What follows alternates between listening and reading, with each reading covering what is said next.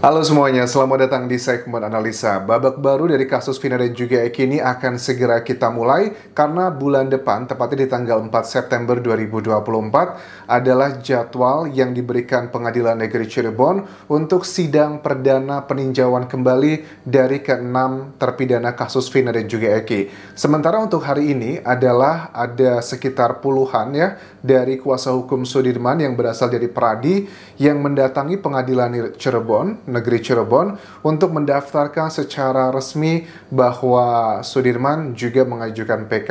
Walaupun ini terlambat dibandingkan dengan rekan-rekan lainnya, kita berharap ini akan dijadikan satu berkasnya karena ada banyak peristiwa dan juga materi-materi yang akan lebih efisien kalau ini dibahas semuanya. Termasuk juga dengan narapidana mantan napi, ini adalah Saka Tatal yang juga sudah melakukan sidang PK-nya beberapa waktu lalu, tetapi juga masih belum ada pengumuman apakah hasilnya tersebut. Sepertinya hasil dari sidang PK Saka Tatal ini pun juga akan dibarengkan dengan hasil putusan dari ketujuh terpidana lainnya, karena secara logika ada banyak hal yang bersamaan isu-isunya.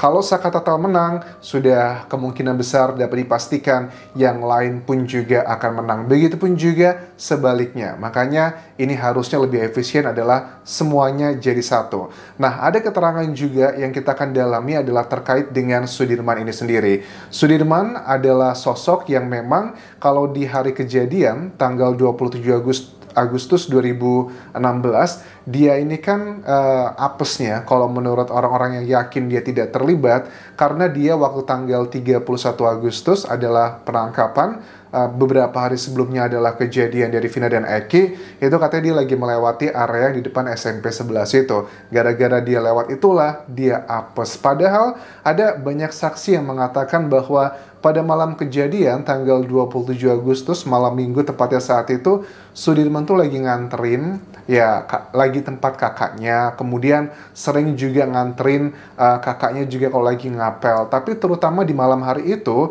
dia itu menurut kakak pertama Sudirman, ditangkap setelah main ke rumah saya. Nah, waktu itu sebenarnya dia itu setengah 10 malam lagi main handphone bersama kakaknya Mbak Lilis. Kalau dilihat dari waktunya jam setengah 10 malam ya, alibi dari mereka. Dan uniknya kenapa keterangan mereka ini juga tidak dipertimbangkan oleh kuasa hukum ataupun juga hakim atau jaksa untuk didalami lebih detail, dicari alat bukti apakah benar Sudirman setengah 10 itu bersama kakaknya atau tidak, karena ini salah satu bukti yang cukup kuat sebenarnya. Jam setengah 10 malam tersebut itu adalah masih bersama keluarganya di tempat kakaknya Sudirman, tapi di BAP, berita acara pemeriksaan, dari rangkaian cerita aku pahami di sini, ternyata kan sekitar jam 9 malam itu adalah waktu kejadian Vina dan Eki dibegitukan. Ini kan berusaha untuk sengaja, aku yakin ya, ada kayak mau dicocokkan dengan keterangannya si Aep dan juga Liga Akbar dan juga Dede pada 8 tahun lalu. Sementara ini kan kita tahu Liga Akbar sudah mencabut keterangannya. Dede pun juga mencabut. Keterangannya Liga Akbar itu adalah dia mengakui dulu ya jam 9 malam itu dia terpisah sama Vina sama Eki karena mereka dikejar-kejar sama rombongan motor. Liga Akbar masuk ke gang kecil, sementara yang lainnya bablas, kena. Dan sekarang sudah dicabut. Begitupun juga dengan Aep dan Dede. Kalau Dede sudah mencabut keterangannya bahwa tidak benar apa yang dikatakan Aep, bahwa malam hari itu sekitar jam 9-an malam juga atau setengah 10, mereka itu melihat Vina dan Eki dilempari dengan batu dan juga bambu dan dikejar. Itu juga sudah dicabut dari Dede. Tapi dengan keterangan yang satu persatu berguguran ini, apakah keterangan Aep ini bakal kuat? Secara hukum itu sudah sangat lemah sekali, karena dalam dunia hukum untuk menentukan satu isu atau satu hal adalah fakta itu harus ditunjang dengan dua alat bukti. Keterangannya Aep itu cuma satu, tidak ada berkesesuaian dengan lainnya. Dulu Dede dan Liga Akbar yang secara tidak langsung ini berkesesuaian, ternyata kan sudah mencabut semuanya. Mereka mengakui kami itu berbohong karena alasannya ya menurut mereka adalah kebohongan, salah satunya dugaannya karena Ibtu Rudiana juga yang mempengaruhi mereka.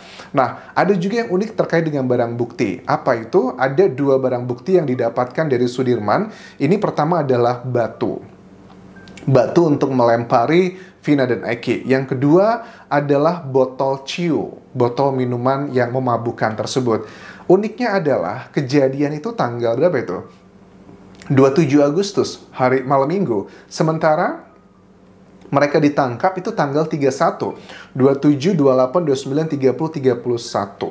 4 hari setelah kejadian, apakah masuk akal seseorang melakukan hal seperti itu tapi masih menyimpan batunya? Itu yang pertama. Terus yang kedua, apakah masuk akal orang malam minggu kan kalau cerita dari BAP kan mereka minum-minum gitu kan ya. Terus bekas botolnya masih disimpan. Apakah botol ini termasuk kayak botol-botol yang alkohol mahal gitu, yang harganya jutaan, ada botolnya unik-unik? Aku nggak yakin botolnya seperti itu. Itu juga nggak masuk akal. Nah, kita pengen tahu ya penjelasan dalam sidang atau BAP di tahun 2016 lalu, bagaimana para penyidik itu mendapatkan barang bukti ini? Apakah barang bukti tersebut berkesesuaian dengan yang lainnya atau enggak? Misalnya kan ini kalau dibuat logika tuh kayak kasus yang di Subang ya, Bu Tuti dan juga Amel. Itu kan dicari-cari goloknya. Itu kan mau dicek ya, mau diambil tes DNA-nya, apakah ada jejak dari korban atau tidak untuk membuat itu berkesesuaian dengan dengan satu sama lainnya. Begitupun juga dengan barang bukti batu dan juga botol ciu. Coba dicek apakah di batu tersebut ada jejak-jejak miliknya Vina Eki, kalau dilempar mungkin mengenai kulitnya dan sejenisnya. Adakah data ilmiah tersebut? Kemungkinan besar nggak ada sih, karena keterangan dari Kapolri beberapa bulan lalu pun juga mengkritik kasus ini bahwa pengungkapan kasus ini sangat minim sekali scientificnya. Ada scientificnya adalah yang berupa ekstraksi HP-nya Vina dan juga 4 tersangka. Tapi dari 5 ekstraksi HP aja, kita udah ngeliat banyak kejanggalan. Ya, kejanggalannya adalah yang paling nyata, kalau menurut kuasa hukum dari Pradi ini adalah dari HP-nya Vina itu dibandingkan dengan 4 HP tersangka lainnya, rata-rata mereka tuh ada lokasi dari BTS terdekat mereka berkomunikasi malam hari itu. Tapi untuk hasil ekstraksinya Vina itu nggak ada lokasinya sama sekali. Apakah sengaja dihilangkan atau mungkin masalah teknis? Tapi kan unik sekali ya. Itu yang menjadi pertanyaan besar. Kenapa itu tidak dijadikan barang bukti dan juga penyidik yang meminta atau melakukan pemeriksaan untuk HP ke 5 orang tersebut, itu kenapa tidak diperiksa? Apakah, aku yakin sih, apakah ini dari tim penyidiknya, ataukah ada dari orang luar yang melakukan pengecekan tersebut? Kenapa tidak ada BAP-nya? Sama kayak di visum ataupun juga otopsi, itu kan ahli yang memeriksanya itu kan di BAP, dibuat ceritanya, itu dalam kategori nanti surat teman-teman, dalam alat buktinya. Karena kan alat bukti di dunia hukum itu ada 5, salah satunya adalah surat ya, dan surat ini adalah hasil dari analisa keterangan ahli. Itu kan tidak ada di sini, itu unik sekali. Mudah-mudahan dari mereka yang tim ahli melakukan ekstraksi HP-nya Vina dan juga 4 tersangka lainnya, itu masih ada sekarang. Bisa dimintai keterangan dalam persidangan di PK nanti. Kalau ini ada, aku yakin bakal benar-benar ngebuka apa yang sebenarnya terjadi. Kalau di masyarakat sih yakin ya bahwa kenapa HP-nya Eki kok tidak ada. Kemungkinan besar ada seseorang yang sengaja menyembunyikannya atau sudah diekstrasi tapi tidak dilampirkan karena hasilnya tidak sesuai dengan rangkaian cerita yang dibangun selama ini. Dari HP-nya Vina aja udah kita bisa lihat banyak hal yang dipatahkan. Ternyata di ekstraksi HP-nya Vina, terakhir dia berkomunikasi kirim SMS dengan temannya yang bernama Winnie dan juga Mega, itu 22:14 waktu Indonesia Barat. Sementara di BAP mulai melakukan adegan seperti itu yang katanya dibawa ke kebun-kebun di belakang showroom area kawasan TKP, itu katanya jam 9 malam.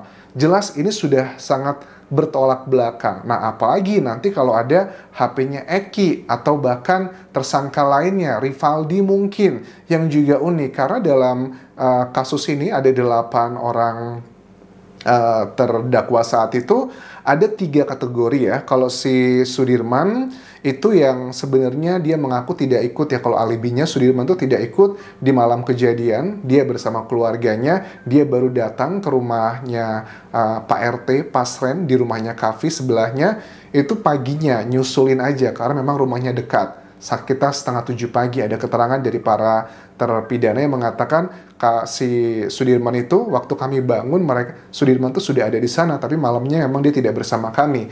Yang kedua adalah untuk Saka Tatal. Saka Tatal juga tidak ikut dalam peristiwa yang bersama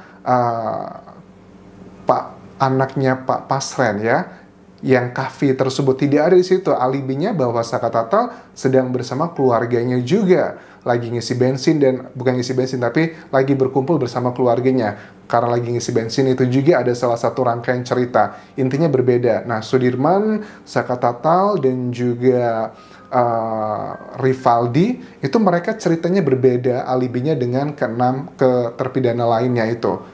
Jadi kan kita udah bisa ngelihat bahwa antara 3 terpidana, mantan satunya, plus dengan yang lainnya itu udah terlalu dipaksakan untuk bersama-sama gitu. Kita pengen lihat, ada nggak SMS dari ekstraksi tersebut yang menunjukkan bahwa ayo kita janjian kumpul di SMP 11, bentar lagi orangnya mau lewat nih. Kan dari ekstraksi juga tidak ditemukan hal seperti itu. Seperti Edwin Partogi, kuasa hukum dari Saka Tatal, mengatakan bahwa di SMS-nya para tersangka saat itu ada 4 orang, tidak ada yang mengarah ke situ. Justru isinya adalah urusan pribadi asmara, ucapan kangen, sayang, dan seperti itu. Dan ini akan menjadi satu hal yang cukup menggentingkan untuk penyidik dan juga tim hukum dari kasus ini, karena ada 150 kuasa hukum dari Peradi yang akan benar-benar ngebongkar apa yang sebenarnya terjadi. Aku sih semakin yakin bahwa dengan adanya kasus yang di Surabaya ya, Pengadilan Negeri Surabaya, ada 3 hakim yang sudah diberikan rekomendasi dipecat dari kasusnya Ronald Tanur, bahwa ada ditemukan pelanggaran berat di situ. Aku yakin sekali bahwa kalau memang kebenarannya para terdakwa saat itu bukan pelakunya, aku yakin PK akan dimenangkan oleh mereka. Karena ternyata keadilan di Indonesia itu masih ada. Syaratnya satu, harus tetap viral. Dan ini terbukti di kasusnya di Pengadilan Negeri Surabaya, di mana 3 hakim tersebut memvonis bebas Ronald Tanur, padahal almarhum Dini dibegitukan, sudah banyak barang bukti, tapi kok bisa dibebaskan. Jadi kita terus kawal kasus ini hingga tuntas. Terima kasih sudah menonton, sampai jumpa lagi di video berikutnya. Bye.